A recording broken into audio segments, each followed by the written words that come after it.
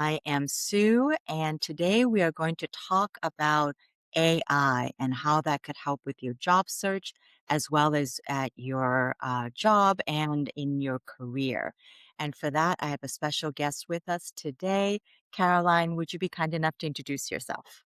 Absolutely. Thanks, Sue. And thanks for the opportunity to talk about this topic today. My name is Caroline Ritter. I've had over 20 years leading digital transformations at Fortune 50 companies and Mm. consulting.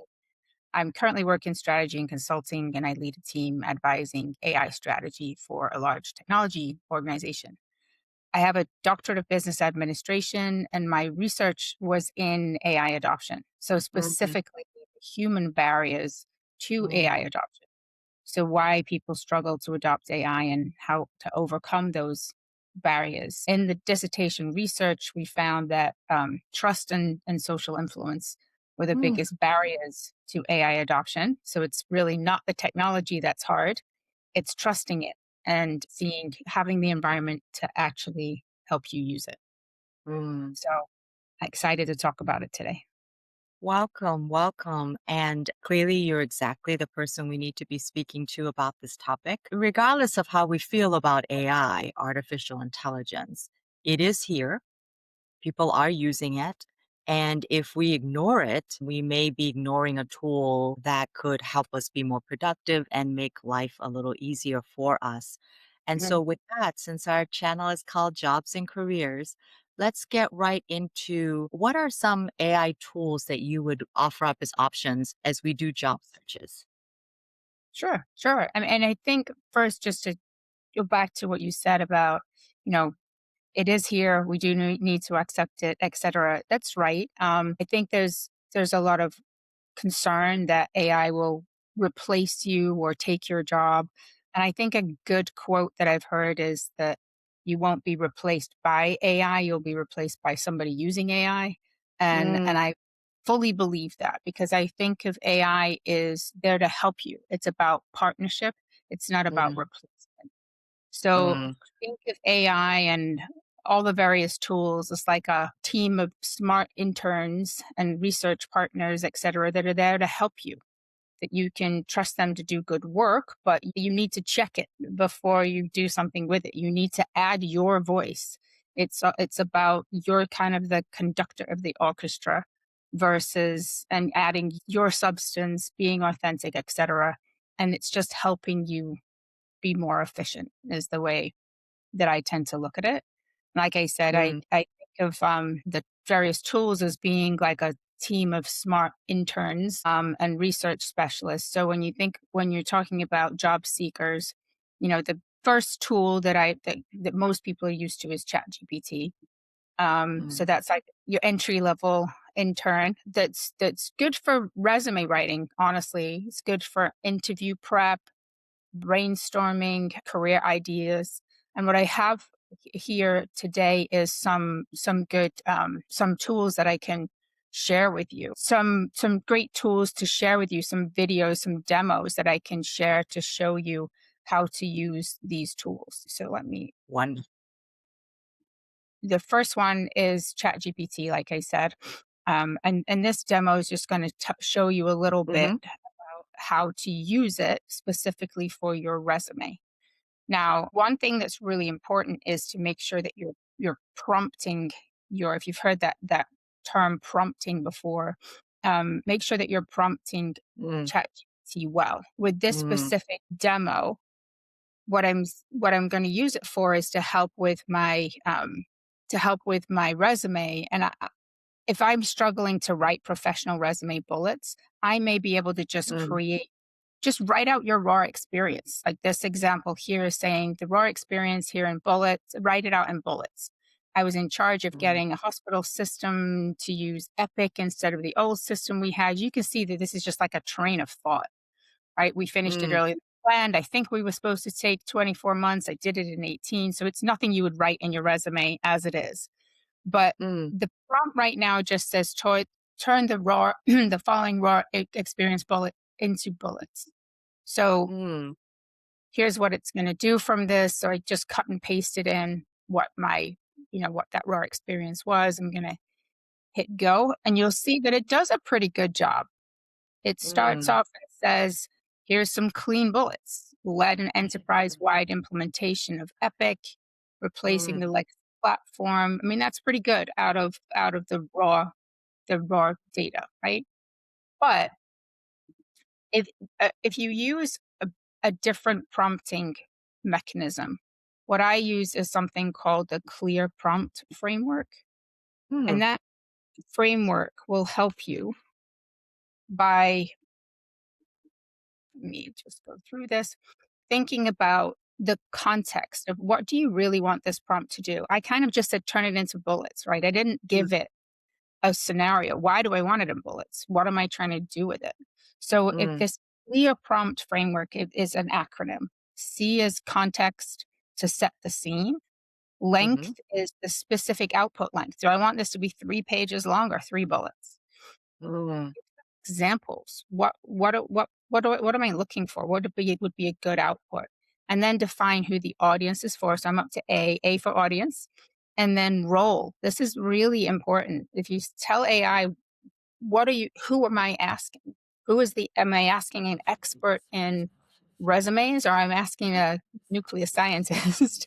Like, it's important to ask it to give it a scenario. So here's mm, the difference now that you'll see. I'm going to put in exactly the same um, resume, but here I'm using this clear prompt. So I'm applying, mm, the context is I'm applying for a management director role in a healthcare. I want 3 bullet points, each 1 to 2 lines max. Here's a good example. The audience is healthcare C-suite execs. The role is you're an expert resume writer. And then the task is to write compelling bullets. Want to use some strong action verbs. So you can see here we've got, orchestrated. a mm, 50, so it's got some nice verbs in there.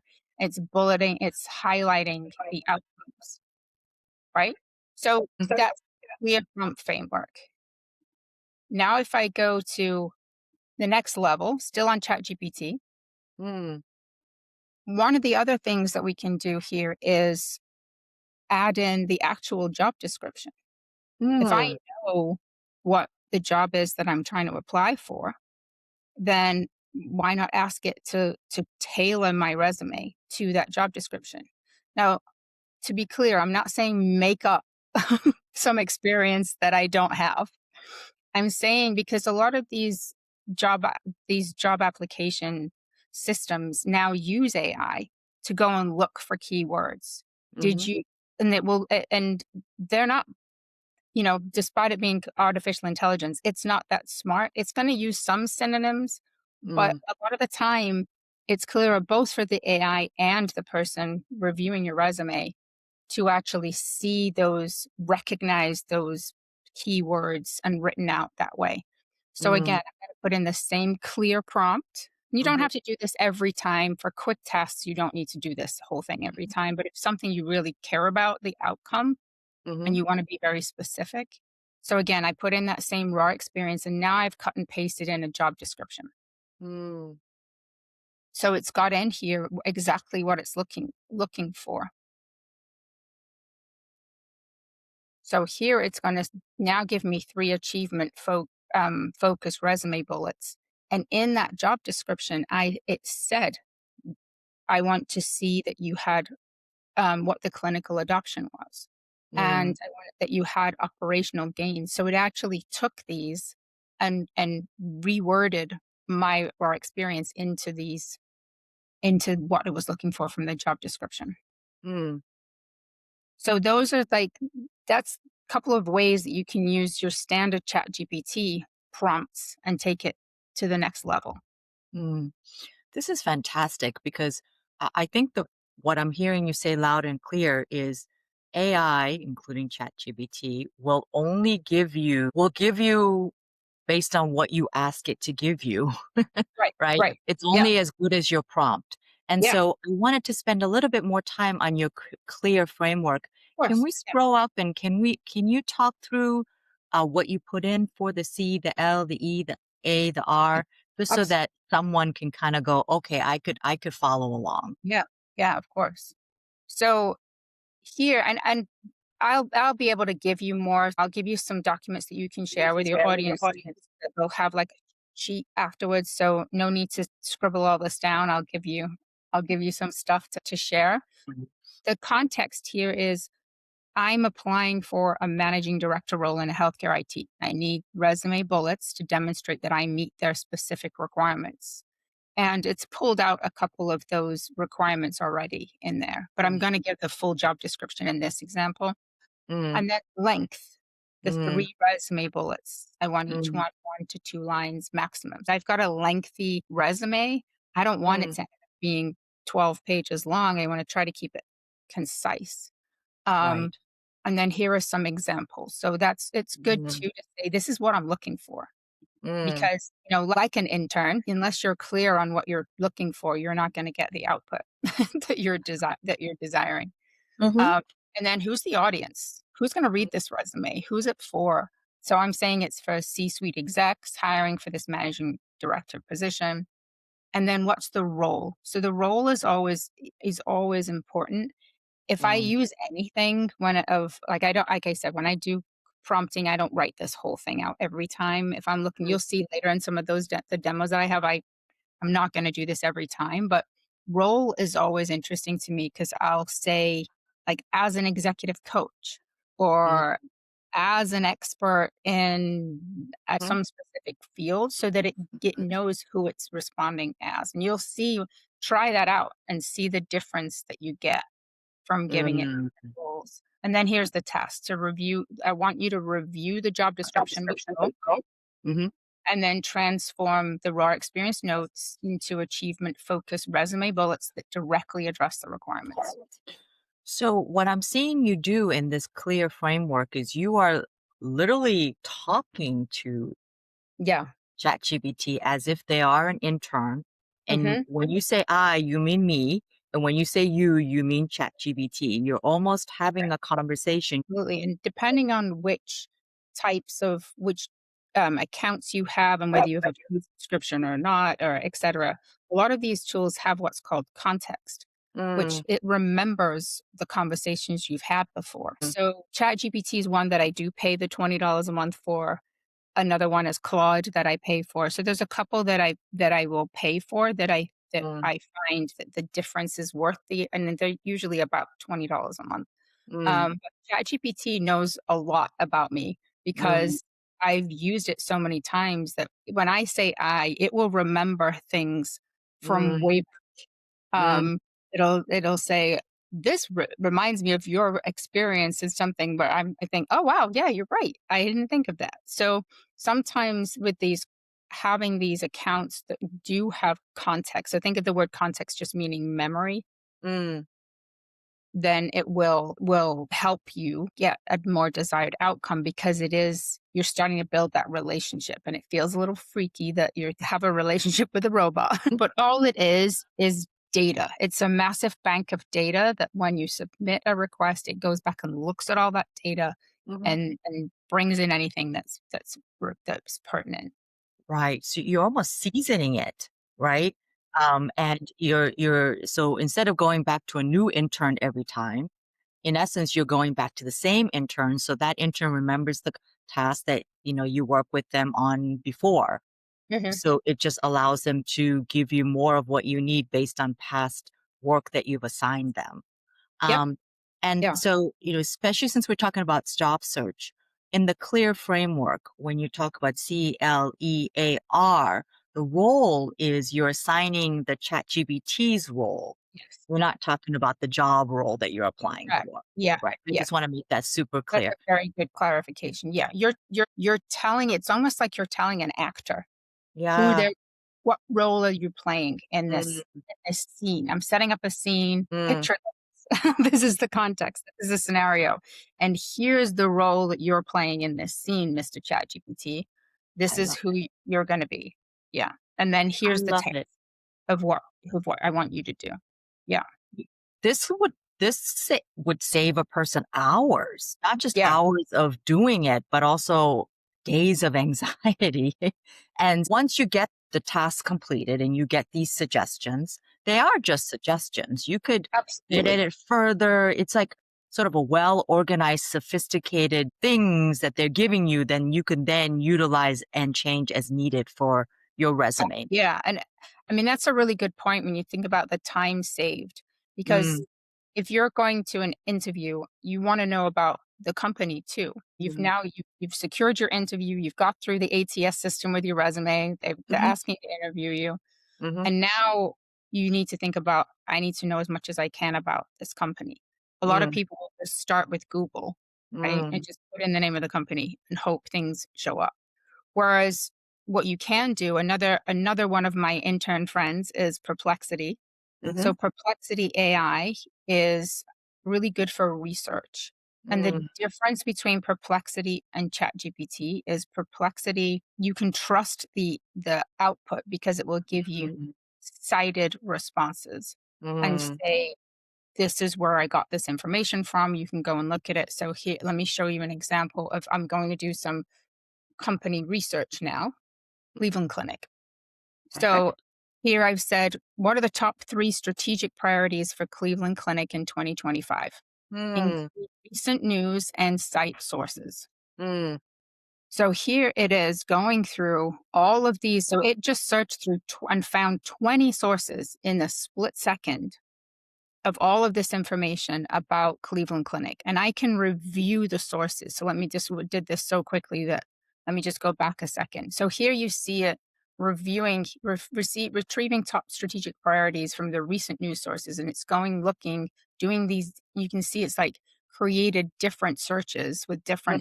different words, and it's found 19, 12, 20 sources here, and it's saying here's this, and then it's coming up with I've looked at those, I've synthesized it, and I've come up with these are the top strategic priorities across those 20. And so it's saying AI value-based care, employer programs is number one. Um, let's see what else it's going to go through. Number two is digital AI and operational transformation. You see AI pops up a lot in a lot of these.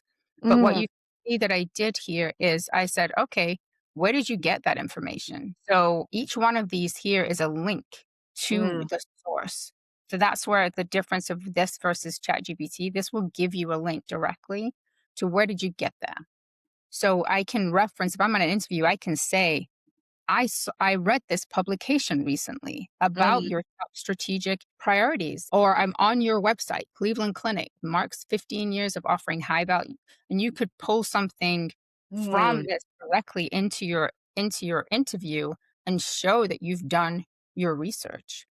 And I'm going through each of these references here. This is fantastic. It's like now Mhm. using your intern to do Yeah, research work for you, right. and they'll give you the sites where they got that information from, so you know it's true, Yep. you know it's actually was published, and so you could trust the information. Thus, you can use it to ask questions at an interview. You could use it to just show that you've done the research, before an interview with the company. Yeah. Fantastic. Yeah, yeah, and you can and if you think about if you were interviewing somebody and they Right. said, "I read that you're focused on this. How does this role that you're hiring for, how does that contribute to this outcome that is a strategic priority for the company?" That as an interviewer, I would be really impressed that especially if it was something that I didn't know, occasionally that happens, right? That Right. somebody come up with something and you think, wow, they really did their homework.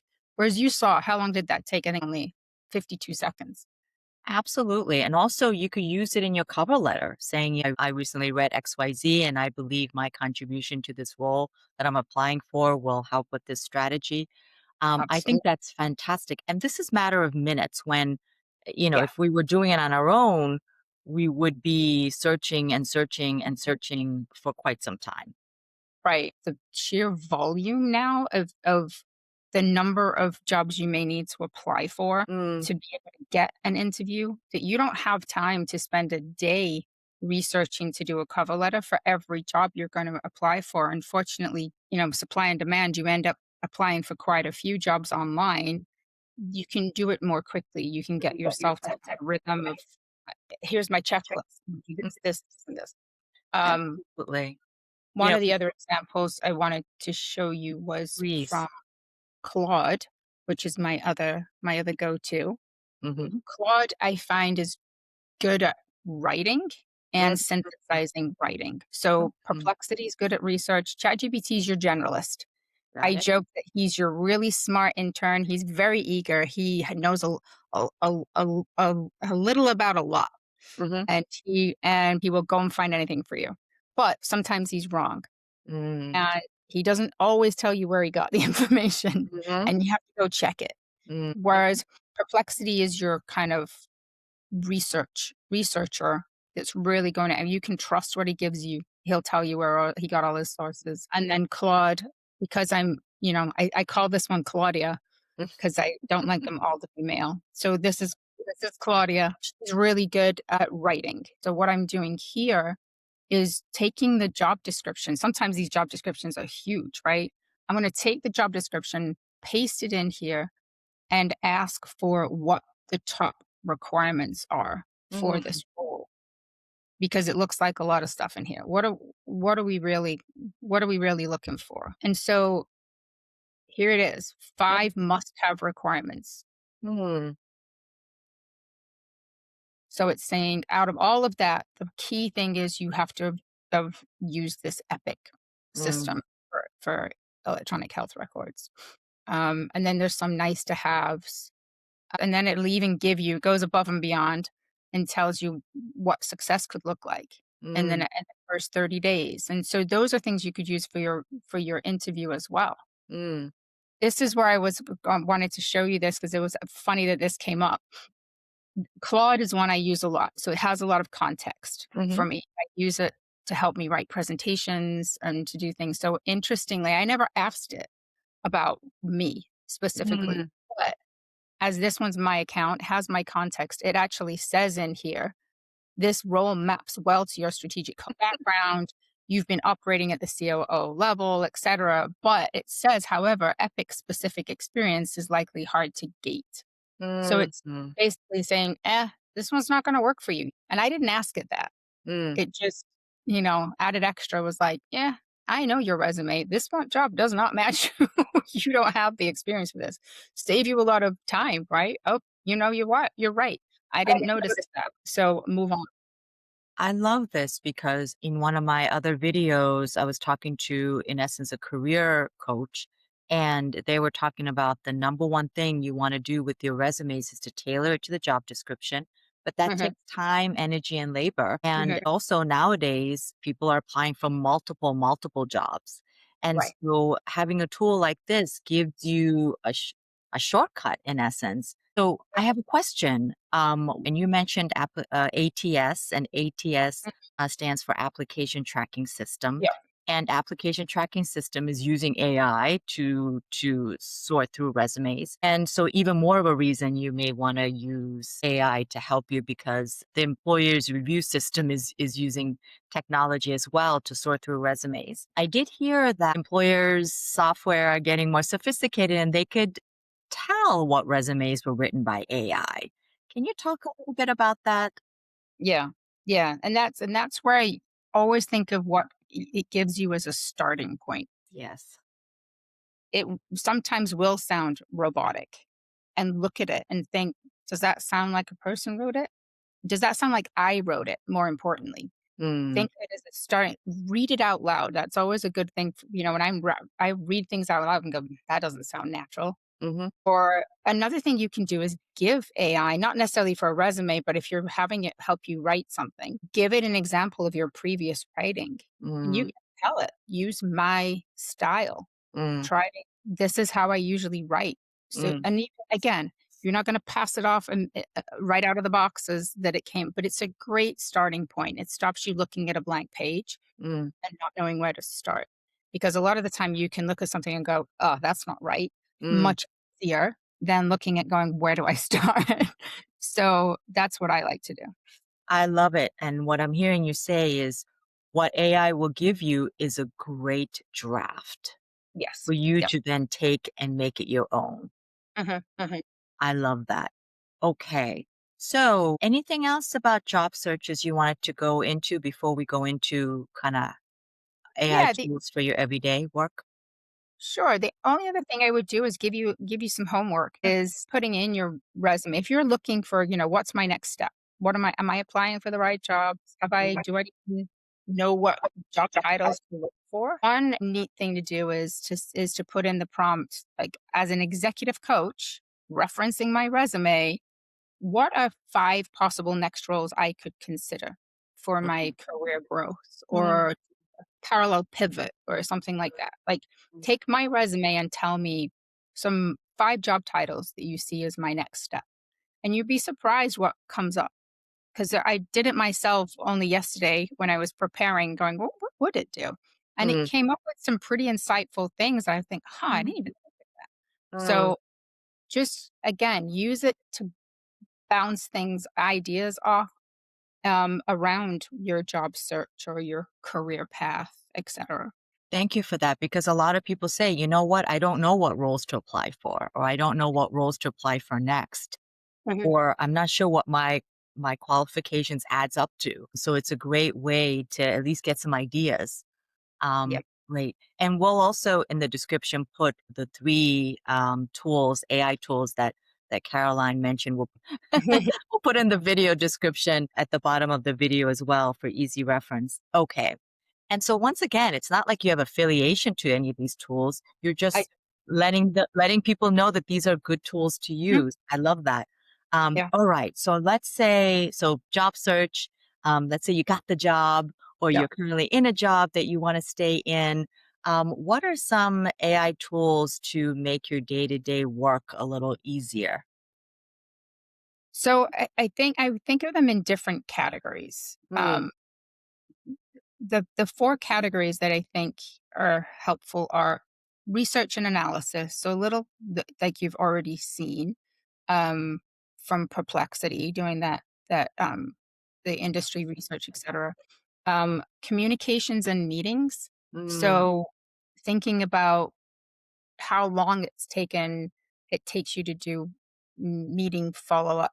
So from taking notes and what are the action items and all those kinds of things, and communications following meetings. The third is content creation. mm, So documents, presentations, that kind of thing.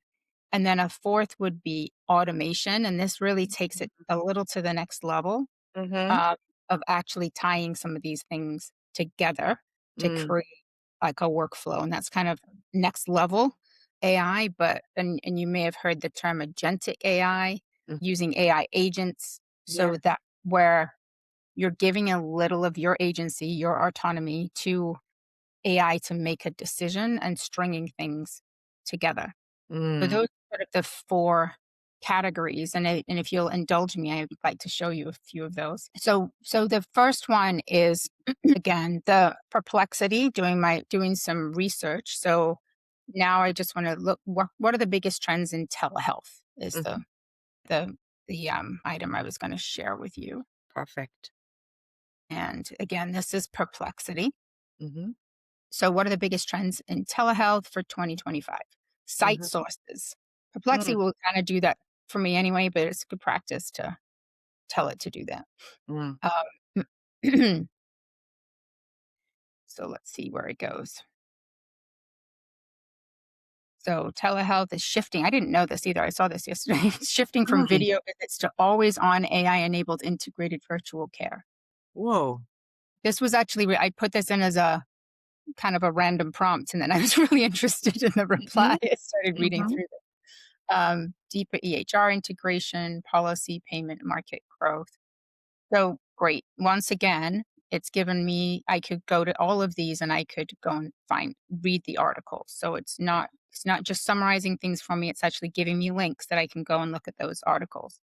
Um, now, Perplexity isn't not, like I said, it's really great at research. It's not really great at drafting documents for me. mm, Um, so what would ChatGPT is good for that. Like I said, Claude before, but let's use ChatGPT is one that a lot of people will use. So mhm, what I'm going to do here is just show you like chaining a couple of tools together to get them best strengths that they have. mm, So I just got this mhm, overview of telehealth. I hit copy over here. And Mhm. now I'm going to cut and paste this into ChatGPT and Mm. ask it to give me use these research findings, write an executive summary, Mhm. 3 key trends, why they matter, implications for healthcare organizations. I want it in 2 pages with an executive tone. Now you Mm. see in this one, you don't when you use the clear prompt framework, you don't have to write the context is, Mm. you know, and use that acronym. That's really just for you to remember the things to Perfect. you to say. So a lot of the clear prompt is in here. It's just, I've told it the format. I've told it what I want 3. And the task is to use the research findings. I probably could have gone further and said as a, executive leader, etc., if I wanted to give more about the actual task or Mhm. sorry, the role. And Mhm. so now I'm just going to literally paste in exactly how it came out or perplexity right into, Mm. and you can see it's all in there, right into ChatGPT. Mm. And again, it'll give you the draft of Mm. what you can then use. Here's executive summary, here's the overview, here's the trend. And as you saw from Perplexity, there was like 10 articles that it Mm. referenced. So yes, always go and look, make sure that it's not making things up. Even it's Perplexity, it's always on you. The ownership is yours to make Right. sure that everything in here um, is accurate and it references correctly. But what a great start of if you were staring at a page and your manager asked you to create a, a 2-pager on what are the trends in telehealth. It's almost like having a team Yeah, looking for you, right? A research team, a yeah, draft writer team. You're, of course, responsible for the final output, but it's like having a team that will right, do these things for you. right. Fantastic. Mhm. Yeah. So that's really, uh, let's see how long that was. A minute and 30 seconds. Like, Mm. how long would it have taken you to get this far as a key draft?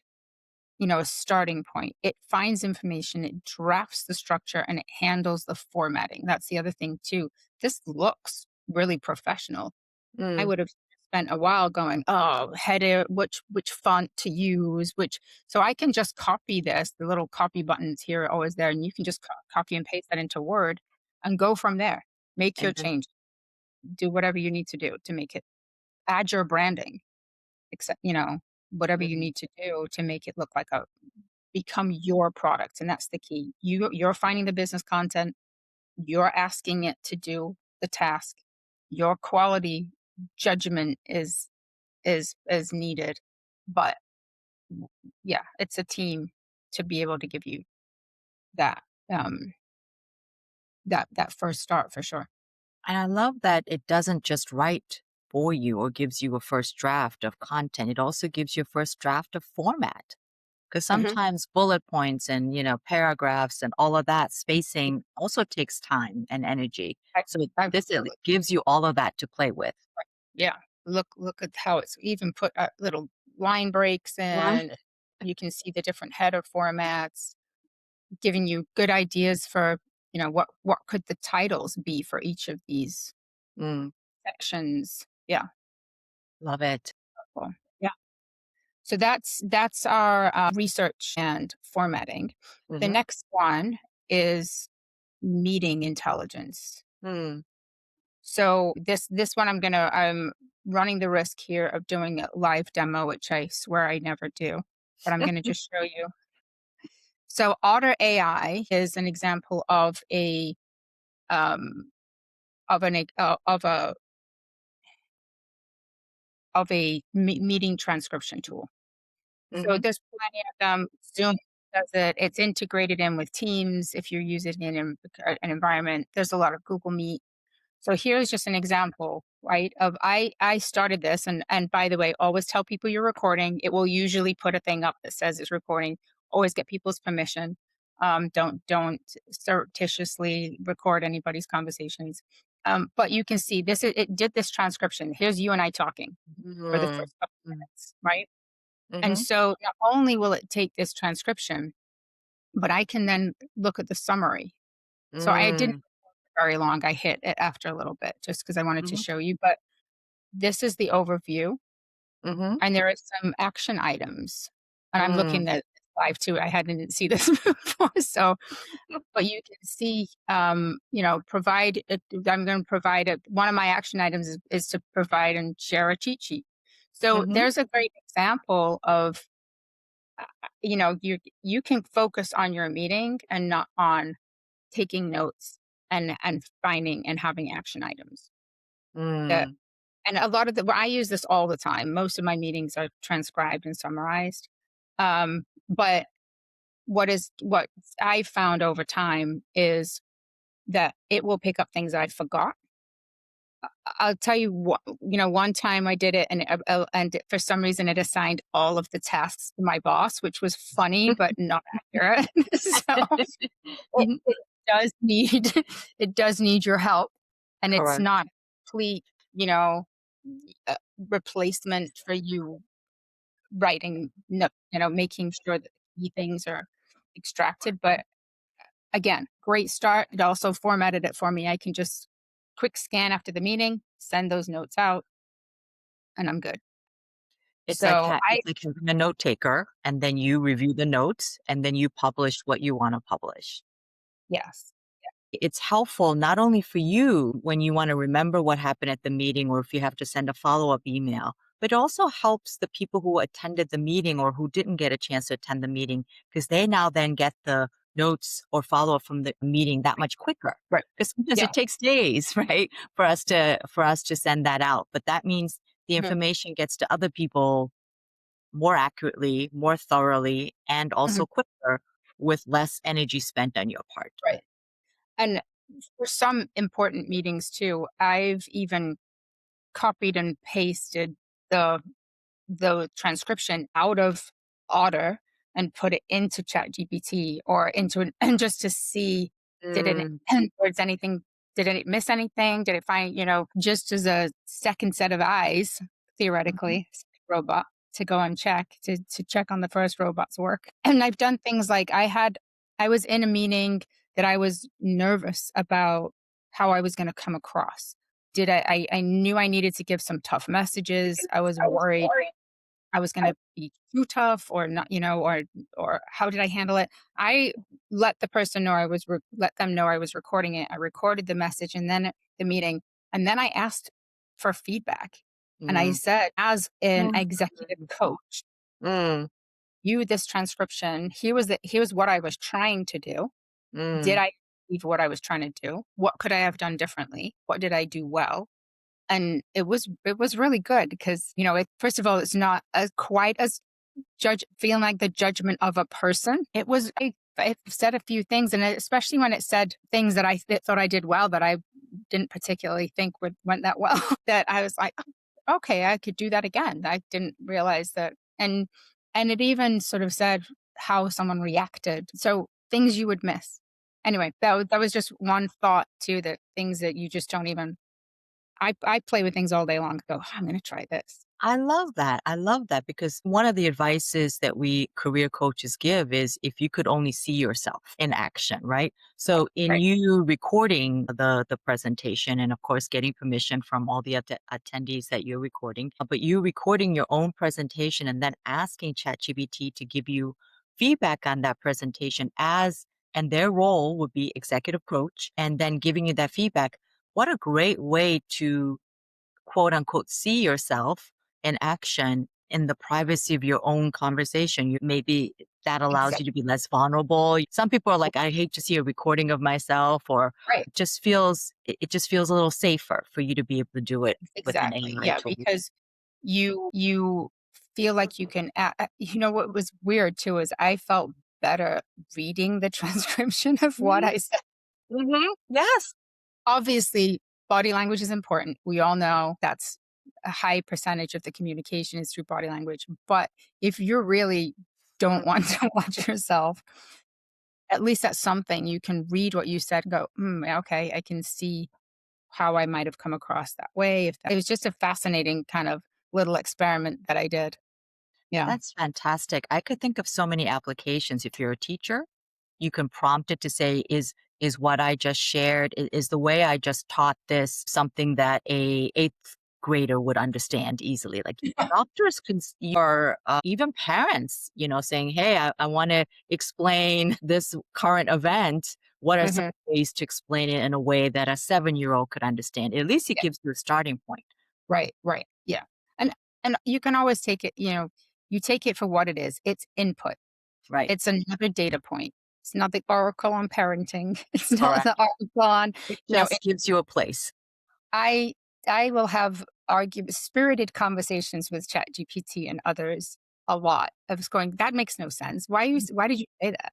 And then Mm. I'll explain why. It'll say a lot of the time it's a little too much of a sycophant, and you're absolutely right. That's amazing. And so like, stop. So sometimes I will put in, okay, just give me the facts. Stop. You don't need to gush and try to get on my good side. Unless gush is exactly what you needed that day, right? Sometimes we need a little gush. We need some daily affirmations. True. It's true. What Yeah. else? What else in your Yeah, and in my little box, yeah. So, I mean, a lot of people use enterprise tools, Word, Excel, PowerPoint. Those are tools that Copilot is now integrated into. So Copilot is Microsoft's tool for various different AI within. And the great thing about Copilot is it's embedded into the tools. Mhm, So if you look at Word, for example, I'm going to show you a quick demo of what I did with Word. So with Word, you can just you can see here what I asked for is draft a 3-page executive summary for a quarterly business review. Include these specific metrics: 15% revenue growth, 92. So professional tone for a C-suite audience. So that's mm, just obviously it will literally be a starting point because it doesn't mhm, know my business. All I've given it is mhm, statistics. But to your mhm. point, let me start with some format. I'm not trying to go back and look to, well, what did this look like last year and what, so here's just the three paragraphs that it came up with. Here's the executive, it's just an executive summary. And it's calling out the 15%, the 92%, the 42, and it's putting it out into a natural language. And then, again, you're going to review it. Does this sound like a robot? Does it sound like someone professional wrote it? Does it sound like, you can make your changes, but a great starting point, right? There's also Excel. It's Love it. embedded in Excel. And just, I will interrupt me if you've got questions, because otherwise I will just keep showing you all these little videos. But Excel is another one. If I'm Please. looking at a big Mm, table, this is just a small one. Obviously, you could, if this, just imagine this was a giant spreadsheet. And I just wanted to say, I'm looking at it and going, mm, can you analyze this table and just tell me, like, which month showed the best improvement in hours saved? And then could you even create a chart for mm, me showing mm, hours saved trend over time? Takes a little while. mm, Um, mhm, but here it is. It said the best improvement was March with an increase of 6.4 hours. Is the hours saved trend, and here's a little chart for you. And you can take that chart and download it directly. Um, so there's the downloaded of the chart, and that was mhm, really quick. mm, mhm, mhm. So, just to reiterate for those who may be very new to AI, Copilot is an AI tool that is embedded into Microsoft Office, Correct. such as Yes. Word, yes, Excel spreadsheet. So it usually just pops up for you. If you when you open an Excel spreadsheet, it usually pops up and you're showing us how to use that Copilot Right. tool that Right. usually comes with these applications. Got it. Yeah. Yeah. Sorry, I should have given you more. Um, No, no, no. It's perfect. Well, our yeah. our viewers, some are going to be very fluent and some are very new to AI. So I just wanted to close that gap. Um So this is great. So this basically says whatever applications you normally use, like Word, like Excel spreadsheet, hey, there's an AI tool that already comes with it. Use it. Right. Exactly. Mm, PowerPoint has one too. I'll give you a link to some of these demos that you can store somewhere. The PowerPoint one is pretty okay. lengthy, so we won't go through that one, but Okay. you can just say, create a prompt. I want it to say this slide, I want it in this color, I Yeah. use this, and it will draft something for you. The other just little this my little nugget here is because I stumbled across this tool and I love it. It's called Napkin Mhm. AI. And if you've ever Mm. had to create a PowerPoint or a Word document and you want to do some kind of visual representation of what you're saying, this is the tool for you. Yes. And again, not paid by. I tell people about this all the time. So here's just some paragraphs here with AI adoption metrics, organization comparison. It's got some numbers in there. That's key to making this look good. So here I've got some numbers in there. Adoption rate, time to value. So this is about trust and social influence, or focusing on just technical implementation. So I just like, please just show me something that I can use. And look what it Mm. comes up. All these different options Mm. that I can use. And then I was like, oh, I like this one. Oh, maybe that one. Yeah, that one gets my message across. And then once I pick one, I can then choose a color scheme that I like. And so Mm. I like the blue one. And again, you can then just download this as an image, and Mhm. export it and then put it Mhm. in whatever you want. And just think how long that would So take. this is a separate tool Right. outside. Hmm. Gotcha. Yeah, this is So this this is is a if separate you tool? really, yes, literally go to I think it's Got it. napkin AI. And Got it. it gives you a blank sheet of paper, untitled. Like you can cut and paste just the piece of, you can put a whole document if you want, or just the thing that you want to Mhm. visualize, and then use that to Mm. create some cool visuals. I probably wouldn't have been able to create something that looked quite this good, but I know that it would have taken me a long time to get that good I and half the quality. That's a great tool to have because sometimes I Mhm, stare at a blank PowerPoint slide going, how do I put this in a graphic form or in an image, something that I want to convey? Because I don't want blocks of text on my PowerPoint slides all the time. And so mhm. usually I have to like do all sort I gotta search images. I try to find the right one or I'm trying to, put together the shapes on my own. But this is fantastic. Yeah, Got it. yeah, yeah, no, Again, another person on your team. yeah, a graphic designer for you. Yeah, and Yeah. again, you can choose them, and once it's in there, you can go in there and you can even upload your branding colors to make sure that it does it the way that Mm, there's all kinds of mm, customizations. I think, again, a lot of these have I think this I just used the free version for this. A lot of them have a free tier and then a paid mhm, tier. Most of the paid got tiers are about $20 a month, and so it's just up to you to see, is it something that it's worth paying for to get to that next level, or is the free and sometimes the free is just certain number of iterations per week, month, whatever. that makes So sense. but this one does pretty good work for free. So I like that kinda intern. I love it. I love it. So what I'm hearing you say is most of these AI tools have a free version, a paid version. Yeah. All right, let's share some more. Where are we? I think you talked about four different sort of buckets of work. Yeah. Automation, I think, is the only Perfect. other one, that I wanted to talk about. So, Perfect. one of the things that I set up for this and I have on this demo is if you receive a lot of attachments for email, Hmm. you can have you can set up there's a tool there are tools called one of them's called Zapier. There's another called make.com. Those are automation tools. They used to only be automation. Now they have integrated AI. So, and then there's another one which is a little more on the programming side called N8N, but Zapier and make.com for the most part will help you with doing what you need to do. Hmm. I've used Zapier to you can attach it to Gmail.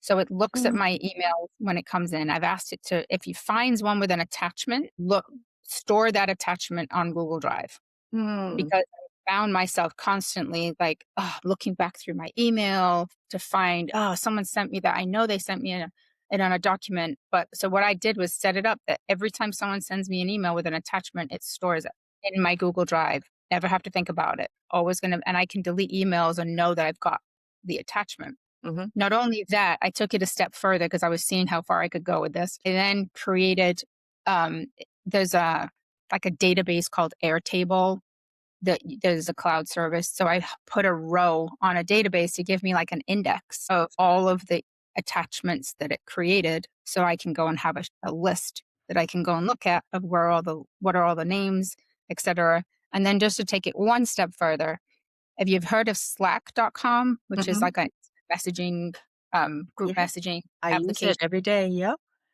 So I then had the Zapier, that they're called Zaps. They're like an automation task. Mm. It then sent a message to a channel that I'd created in Slack that said, "Hey, you just got this email with this attachment." And Mm. using AI, because all of this has just been automation so far, using AI actually summarized the attachment. So Mm. it said you were sent a PDF that was about the latest trends in telehealth.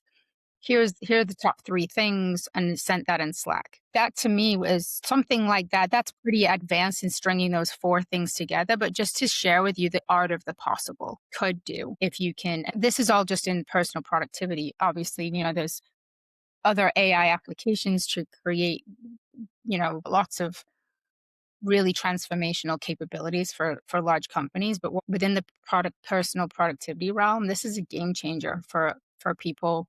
You can have automation so that on a website, say you're a solo entrepreneur, you have a website, you've got it, it's going to someone can click on something to send you a message. You could have an automation that then goes and takes whatever they said and has some canned replies back to them with a link to your calendar that they can set up a time with you. Because there's research that shows it's like those hot, those warm leads, if you respond to them within like 10 minutes, you've got a much higher percentage. So you could have it doing that while you're sleeping at night. And you come in the morning, you've already got a calendar invite for the next day to have a conversation with a prospective client. Like Mm. those are all automations and using AI. I mean, yeah, I think what we want to talk about next is the warnings of Mhm. what to do, not do. Mhm. So I think, that is a bit of a lead into that if you're ready to have that conversation, but Mhm. just some ideas of what we can do with automation. That's amazing. So we're now talking about at the beginning of the video we talked about how AI could be tools to give you drafts of stuff for you to then perfect or make your own and then you can use as desired. Rather it's Yeah, resumes, PowerPoint presentations, etc. Now we're talking about how to automate, meaning it could actually do tasks for you. I'm hearing that solo entrepreneurs are able to use AI automation to do outreaches, to do marketing emails and stuff like right. that. How Yeah, does exactly. that work? One task that I saw recently was an entrepreneur that has a newsletter that Mhm, goes out on a weekly basis. They want to keep that warm touch with their list of prospects, right? What you can do is automate tasks that on a weekly basis have a prompt that goes to Perplexity or one of those mm, tools that gets the latest information mm, and then do kind of automate what I did in Perplexity, then ChatGPT, that then takes all of that and creates a summary. And then that could be every Monday morning, a draft of that email is in your inbox for you to say, this looks good to go, or to my client list, mhm, or I don't know about that. Let's change some things. But you can come in Monday morning at 8 o'clock and you've already got a draft of your newsletter to go mm, out to the clients that you're not going to spend the morning working on or the weekend doing the research to find out what the latest and greatest is. So that's a good way to keep the marketing, and there's all kinds of automations that you can do as well to just on a regular basis, is like scheduled automations. Use AI, you could have it identify certain criteria of people. If you've got a big database of people, go and identify people with this specific um, criteria that I want to send some outreach to, or even have go look up what's the latest going on with their company, Mm. and all kinds of things that you can shortcut that would normally take you hours. So, what is the best tool? What is the best way to find AI tools for the tasks that you have in mind? So, in other words, should I just Google AI tool for automated email? Should I, well, what is a good way to find AI tools that I want to use for tasks? It, it's tough because everywhere you ask will give you a different answer. Um, Mhm. within within the professional space, a lot of the time, IT departments have a set of tools that they have sanctioned and that have Gotcha. security and privacy controls around them. So within your ecosystem, the best thing to do is go and ask your tech team what they recommend, what they've already Mhm. checked is available, has the level of security and privacy within your own Mm. space. It's funny, I've even asked ChatGPT what a good tool was, and it recommended another one. So it's kind of funny that they don't have like marketing but built into them that I can say, hey, is Claude Right. better or Perplexity better? Occasionally I've caught Claude Mm. being overly gushing about what it could do and how great it was. And I'm like, okay. But they will recommend other ones and then ask people like me or like other AI champions that you know of what do they use and Mm. why do they like it? And Mm. it's also personal preference. Like there's some things that people have recommended to me that are like, I don't really like that. I don't really like the Mm. way it works. So yeah, Mm. those are my recommendations for now. So let's now get into the portion where we talk about what are some risks or Mhm. dangers or warnings that you have about using AI. Yeah. Yeah. I mean, I think we touched a little bit on the first one, which is hallucinations. So, Mm. hallucinations is the term for AI making stuff up. I literally will tell you stuff that is absolute with all the confidence in the world, and it is 100% wrong. And so Mm. that's one thing where you've got to be very careful. That it depends what you're using it for. I think is important to make sure that what you're depending on how accurate you need to be, make sure that you do your own level of fact checking. Like I said, I use Perplexity for to do that type of research. And then there's other tools too where if you want to make sure you're only using your own curated set of documents, Google has Mm. a tool called Notebook LM that you Mm. can just only upload the documents that you created or the links that to websites, and then you can even check, only look at the I'm gonna ask this question, only look in these 3 or look at all of Mm. them. So that's Mm. also a way to make sure that it's Mm. limiting that it's not asking the entire internet for an opinion. It's only looking at and so if you're doing research, like I'm looking to do a follow-up to my previous research, then I'm curating my list of 100 like academic peer-reviewed articles that I only want to have it limited to that. So that's another way too. I did want to show you an example because this one kind of was surprising to me. I wanted to Mm. show you an example real quick of the of Chat GPT. Google, I think it's Google Gemini. We haven't talked about Google Gemini, but that's another tool. But of just it plain like just the difference between it's making stuff up. So because it surprised me that it really made this up. Mhm. So I asked the question, what ChatGPT, what specific regulations did the Center for Medicare and Medicaid CMS issue in September 2024 regarding AI use in clinical decision support? Mhm.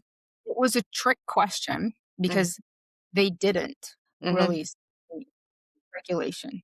However, Mm. ChatGPT confidently told me that in September 2024, CMS issued new regulations of artificial intelligence and then Mm. told stuff. Um, what's the reason it was a sneaky trick question is they they for this specific question, there were regulations issued. It wasn't specific to CMS for CMS Mm, or exactly what I said, but it was for Med Advantage. So, but just look now, I'm asking the same questions to Gemini. Gemini got it was a little better, and then it mhm, was like, they did not issue new final regulations, but instead reinforced. So mm, it, it was kind of saying, you're not quite right. mhm, But then I asked Perplexity, mm, and it was it kindly told me that, yeah, I didn't do that. mm, Like, you're wrong. So I looked across my 20 sources. CMS did not issue any new guide, so it just flat out said that didn't happen. mm, But it mhm. did say, here's what you might be thinking about. Here's what you might have confused this with or whatever. But that to me was just a recorded in nature example of ChatGPT just flat out making stuff up. So, first warning is, as you call it, or AI hallucinations. Don't blindly believe what ChatGPT or AI tool is telling you. Make Yeah. sure you check multiple sources. Make sure Hmm. you use sources that you trust. Make sure you use a tool like Perplexity, but also go into those site links Right. and verify for Yeah. yourself. Yeah. So that's Yeah. first warning. Yeah. First warning. There's got to Uh, be more, I'm sure. yeah. So the next one is authenticity. So we talked about Mm, this a little bit yeah, in terms of make sure that you are coming across as you. You're yeah. not plagiarizing, you know, kind of plagiarizing some an author that doesn't exist. That's ChatGPT. That use it as a draft. We've said that a few times. This is just, Yeah. they're all starting points. They're shortcut. They're helping you be more efficient. They're doing the grunt work for you so you can focus on the stuff that is higher value, more interesting, but come across as you. Like I said, I say things out loud and go, does that sound like something I would say? Or just to make sure that it doesn't sound generic or robotic, especially if you're trying to come across as an authentic source, or if you have it write email drafts back for you, a lot of the time it's going to sound, like, sincerely, thank you for your email. I will respond and you're like, no one talks like that. Right. Right. And also, especially if you didn't use a tool before and you start and all of a sudden you sound like a completely different Yeah, person, yeah, people are going to be like, wait, whoa, that's weird. Like she used to write me two sentences and now she's right. writing me five paragraphs with attachment. What's happening? Yeah, Yeah. like, Yeah. yeah, exactly. So I know I had one email that came back from somebody that was like, and they were trying to be nice, that they were thanking me for something, Yeah. but the fact that they started with something that was like, "Thank you so much for the opportunity of sharing," and I was like, "Yeah, you did not write." Right? Yeah. Falsely accusing people of using AI, of course, in a Mhm. way a form of microaggression. Yeah, And, having said that, though, when all of a sudden their style completely changed overnight, you're like, "Wait a minute, what just happened?" yeah, So yeah, yeah. authenticity is key. So I Authenticity to you. I think obviously privacy is really Mm, important. There's certain things that you don't put in AI tools. okay. AI tools within your enterprise are better than ones that are the cloud-based ones on like ChatGPT, et cetera, because they do have Mm, enterprise level security around them. Microsoft 365 Copilot, ChatGPT Enterprise, Claude for Enterprise, Google, they have enterprise versions that have stronger. But again, don't put your social security number in there. don't put your search camera, don't put any trade secrets, just Right. remember it is Right. still, yeah, going somewhere. And no confidential client data, Yeah, um, redact things. Just remember, you can use just generic data for it to analyze, but always take out your identifiers, any legal privilege communications, no PHI, no passwords or authenticated credentials. You know, a lot of the free tools could use your input as training for training data. So just keep gotcha. that in mind. If it's something that you don't want to be used for training data, don't share it. And Um, also, yeah. what you can share though is like my resume is kind of public knowledge. I don't really, Mhm, you can go look me up on LinkedIn. mhm, You know, so uh, it's a trade off. Like, mhm, do I care if that's used for training data? Not mhm. really. Or if it's publicly available company information. If it's on the company's website, that's fine. Mm, Can be found. Anyway, don't share anything. But just uh, keep that in mind. Yeah, just share enough for the task that you need at hand, and remember that whatever you share is, in essence, sharing with some entity, and you just if you don't yeah, want it to be shared with an entity, then don't share it. exactly. Yeah, Is yeah, what I'm hearing. And also, you use words like enterprise. So when tools are available within enterprise, I'm assuming what you mean by that is, if you're at a workplace or if you're right. part of an organization, that sort of is enterprise, and there are some guidelines that they would have Yeah. provided with the kind of AI tools, and that probably has gone through some security analysis. But Mhm. if you're on your own or using it on your own as an individual, just remember that the protection is less, and you have to be Exactly. extra careful. That's what I'm hearing you Yep, say. Be absolutely. careful no matter if it's part of an enterprise or Right, not, but right, be right. even more careful if you're Yeah. using it on your own. And you probably a lot of companies now will have AI guidelines that they make you read and accept and do training and, and rightly so. Mm, So, whenever you're gonna try to use an AI tool, check with whoever the right authority is in your company to find out what tools you can use, how you can use it, just what are their usage just to guidelines. make sure Yeah, you're in compliance, and yeah. what other The warnings or the risks last do you one think? is AI bias, and this Mhm, could be a whole other topic for me because this is one that I'm very passionate about. Just all AI is pattern matching. It's That's what AI does. It's not really mimicking human intelligence. We're not at AGI yet, but automatic general intelligence. It's it's predicting the next thing. What's the next word that makes sense? That's how it works.